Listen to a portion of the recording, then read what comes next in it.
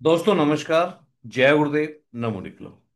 दोस्तों मैं पामिश रतन VIP astro occult academy में आप सबका स्वागत करता हूं।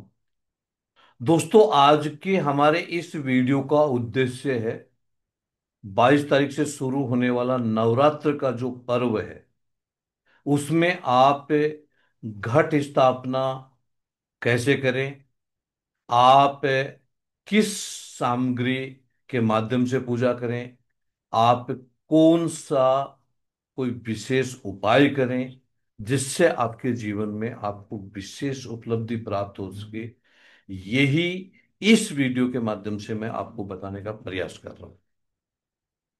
दोस्तों अगर आप हमारे इस चैनल पर नए हैं तो मेरा आपसे अनुरोध है कि प्लीज चैनल को सब्सक्राइब कर लीजिए। यहां पर आपको बहुत सी ज्ञानवर्धक जानकारी मिलने वाली है। और अगर आपको ये वीडियो पसंद आता है तो आप प्लीज इस वीडियो को लाइक जरूर करना। और अगर आपको लगता है कि इसमें ज्ञानवर्धक जानकारी आपके यार दोस्त रिश्तेदारों को भी मिलनी चाहिए तो उन तक भी ये वीडियो अवश्य पहुंचाना। तो हम बात कर रहे हैं नवरात्र में किस प्रकार से आप पूजा करें, आपकी घट स्थापना की सही विधि, सही तरीका क्या है, इसी के बारे में बात कर रहे हैं। तो सबसे पहले तो शुभ मुहूर्त। तो तारीख तो आपको मैंने बताई, 22 सितंबर 2025 को ये आ रहा है। और इस दिन आप सुबह ब्रह्म मुहूर्त में उठ सकते हैं। ब्रह्म मुहूर्त वैसे सबसे बेस्ट मुहूर्त माना गया है। ये ब्रह्म मुहूर्त है। वैसे जो शुभ मुहूर्त माना गया है वो सुबह 6:15 बजे से लेकर पौने 11 बजे तक है। अगर किसी कारणवश आप लेट हो जाते हैं तो आप अभिजीत मुहूर्त में भी कलश स्थापना या घट स्थापना कर सकते हैं। तो पहली चीज तो ये शुभ मुहूर्त है। फिर आती है बात सामग्री की कि घट स्थापना के लिए किन सामग्रियों की आवश्यकता होती है, क्या क्या सामान चाहिए होता है, या पूजा के लिए कौन कौन सी सामग्री जरूरत होती है। तो वो भी आप अगर लिख लें तो ज्यादा बेटर रहेगा, आप सब लोगों के काम आएगी। देखो इसके लिए आपको एक सबसे पहले एक चौकी की जरूरत होती है। दूसरी जरूरत एक लाल कपड़ा आपके पास में होना चाहिए। उसके बाद में माँ दुर्गा की एक पूजा होनी चाहिए, मतलब माँ दुर्गा की एक मूर्ति या कोई उनकी जो फोटो है वो आपके पास में हो। इसके अलावा एक मिट्टी का कलश, एक तांबे का कलश आपके पास में होना चाहिए। आचमनी वगैरह हो सकती हैं। लाल कपड़ा होगा। इसके अलावा रोली मोली सिंदूर, कपूर, लौंग, इलायची, पान, सुपारी, नैवेद्य, मिठाई, गंगा जल, चावल, इसके अलावा पंचरत्न या सिक्का, मिट्टी, बालू मिट्टी या कोई भी मिट्टी हो सकती है, या जौ बोने के लिए, मिट्टी का दीपक, अखंड जोत, घी, धूप, ये सारी सामग्रियों की हमारे को आवश्यकता पड़ती है। तो ये सारी सामग्री हमारे पास में होनी चाहिए और उसको कैसे शुरू करना क्या है उसको समझने का प्रयास करें। सबसे पहले जब भी कोई पूजा की जाती है तो सर्वप्रथम हाथ में जल लिया जाता है और जल लेकर के एक मंत्र का जप किया जाता है। ओम पवित्र पवित्र व सर्वसाम से गणपति ब्रह्मंत्र सूचे पुंडिकाक्षम पुनांतो, और उसके बाद में जल अपने ऊपर छिड़क लिया जाता है, यानी पवित्रकरण किया जाता है उस स्थान का। उसके बाद में आपको आगे का विधि विधान शुरू करना है। तो वैसे तो कोई भी पूजा के लिए सर्वप्रथम घट स्थापना करनी चाहिए, उसके बाद में ही बाकी की सारी पूजाएं की जाती है। तो घट स्थापना का एक विधान है कि घट स्थापना के लिए आप मिट्टी की वेदी बनाइए और उसमें आप पहले जौ बोइए और उसके बाद में उसके ऊपर कलश स्थापित कर दीजिए। कलश में जल भर लीजिए, थोड़ा गंगा जल डाल दीजिए। उसके बाद में उसमें एक सिक्का डालिए, सुपारी डालिए, रोली डालिए, हल्दी डालिए। उसके ऊपर आप आम के पत्ते लगा सकते हैं और उसके बाद में ढक्कन रख दीजिए और उसके ऊपर एक लाल कपड़े में लिपटा हुआ नारियल रख दीजिए। उसके बाद में आपको एक मंत्र है, उस मंत्र का आपको जप करना चाहिए। वरुण उपास्य प्रत्यम पत्याश्रम पाशरतम जलाचरक विद्यमानम। और उसके बाद में आपको हाथ में चावल लेकर के और उस कलश के ऊपर न्यौछावर करने चाहिए। ओम ऋग्वेदाय नमः, ओम यजुर्वेदाय नमः, ओम साम वेदाय नमः, ओम अथर्वेदाय नमः, ओम कलशाय नमः, ओम रुद्राय नमः, ओम समुद्राय नमः, ओम गंगाय नमः, ओम यमुनाय नमः, ओम सरस्वते नमः, ओम कलश कंबुआय नमः। उसके बाद में उस कलश को टच कर करके और आपको आप ये मंत्र का जप करना चाहिए। कलशस्य मुखे विष्णु, कंठे रुद्र समाश्रितम, मूलतस्ते स्थितो ब्रह्म, मध्य मात्रगण स्मृता, कुक्षोतु सागर सप्त सप्त द्वीपा वसुंधरा, ऋग्वेदा यजुर्वेदाय सामवेदवर्णम आगच्छ संहितम सर्व कलशंतु समाश्रितम, अन्न गायत्री सावत्री शांति पुष्टकारी तथा अयांतु यजमान दुत्कर्ष कारका। इस मंत्र का जप करना चाहिए। और फिर कलश के लिए आपको प्रार्थना करनी चाहिए।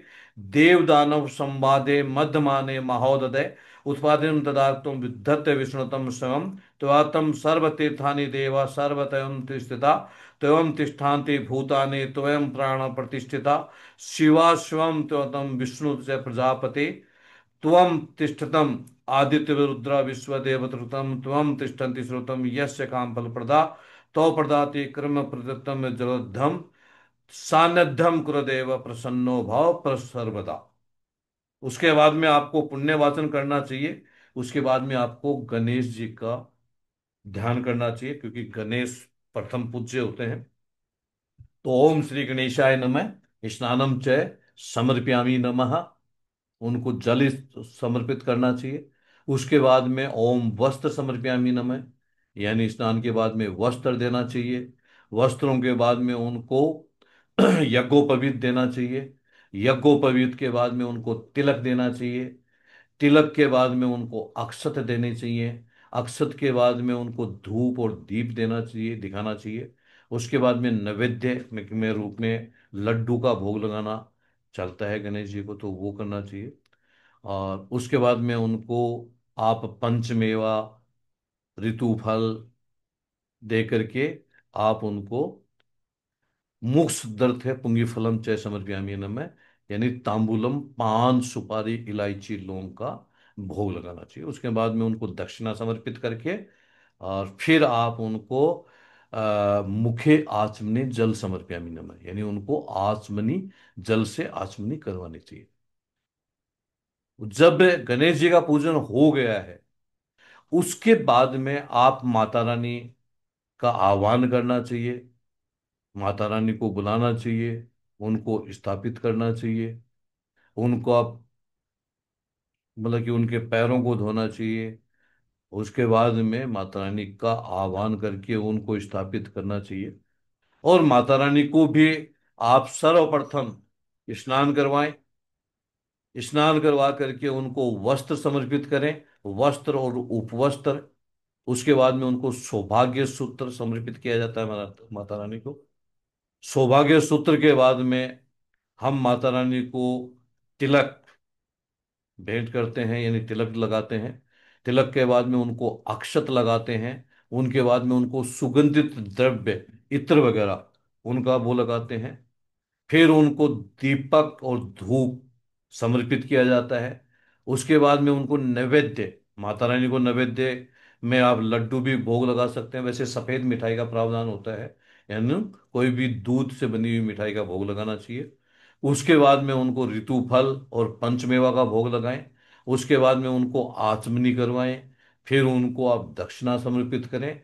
और उसके बाद में आप जो भी दुर्गा सप्तशती का पाठ करना चाह रहे हैं या माता रानी का कोई भी मंत्र है उसका आप जप करना चाह रहे हैं, वो आप वो कर सकते हैं। जो भी आपकी श्रद्धा है, आप श्रद्धा के अनुसार आपको जो करना है। ओम माँ चामुंडाय विच, ओम एम ह्रीम क्लीम चामुंडाय विच का आप मंत्र जप कर सकते हैं, या और कोई मंत्र, कोई विशेष साधना अगर आप विशेष रूप से करना चाहें तो आप ये इसमें कर सकते हैं।